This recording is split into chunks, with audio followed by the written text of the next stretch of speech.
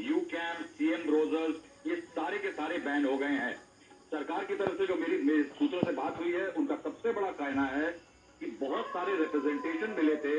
और computer emergency response team जो भारत की इंटरनेट प्रोटोकॉल में डोमेन में जो सुरक्षा की एजेंसी है सर्टेन,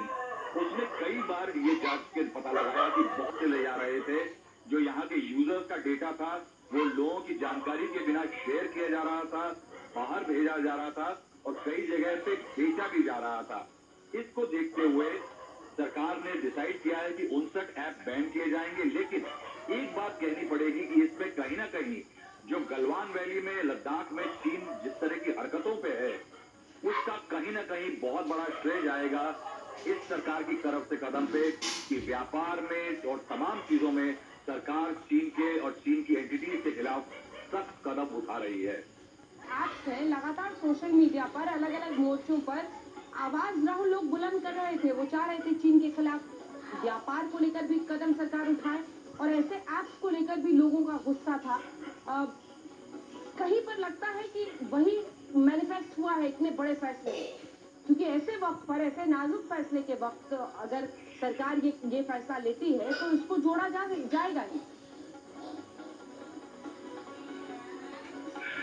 देखिए जनाब, पिछले 6 से 7 सालों में जो चीन के साथ व्यापार है, सिर्फ व्यापार अगर देखा जाए इंपोर्ट, तो $48 बिलियन पहुंच गया। ये भारत के लिए एक सेटबैक था। कहीं ना कहीं नरेंद्र मोदी सरकार ने कोविड-19 के चलते और चीन के जो व्यवहार रहा है बॉर्डर पे, उसके चलते एक मौका देखा है कि कहीं आत्मनिर्भर भारत को पुश करने का इससे अच्छा मौका नहीं मिलेगा।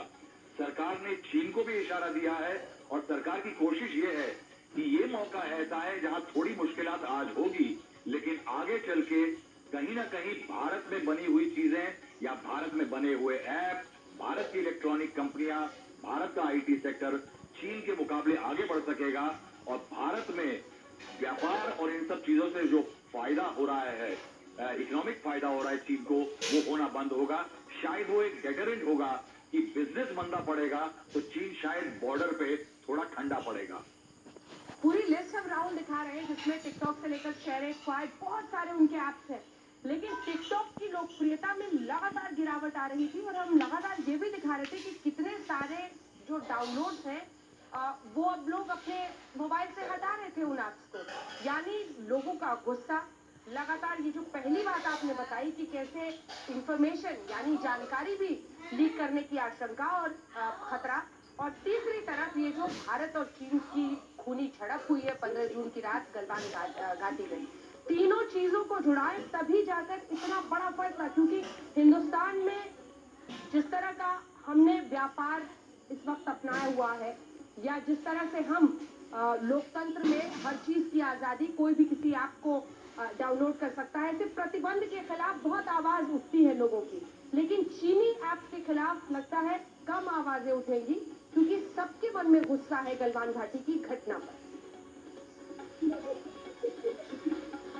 बिल्कुल सही अंजना, ये बात आपकी बिल्कुल सही है कि कहीं आज से अगर 6 महीने पहला एक ऐसा डिसीजन लिया गया होता तो शायद जनता में इसका विरोध होता। देखिए, टिकटॉक एक ऐसा ऐप है और कैम स्कैनर और तमाम ऐसे ऐप हैं जो कि घर घर पहुंच गए हैं, गांव गुरबा में भी लोग इसका इस्तेमाल कर रहे हैं और इसके बैन पे एक पब्लिक सेंटिमेंट सरकार के खिलाफ जाता। लेकिन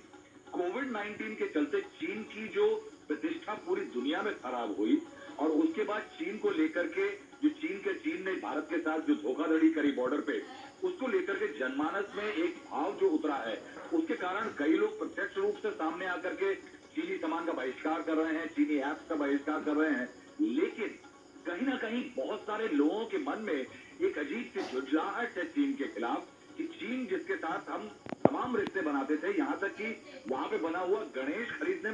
जी खरीदने में भी हमें आपत्ति नहीं थी, वो इस तरह का व्यवहार हमारे सोल्जर्स के साथ कर रहा है। 20 सैनिकों का जो वीरगति जो पाई है बॉर्डर पे, उसको लेकर के एक दबा हुआ, बाहर ना दिखने वाला आक्रोश जो जनता में था, सरकार ने एक मौका देखा है कि ये समय ठीक है कि इन ऐप्स को बैन किया जाए, सब चीनी कंपनियों को रोका जाए, चीन से आने वाला।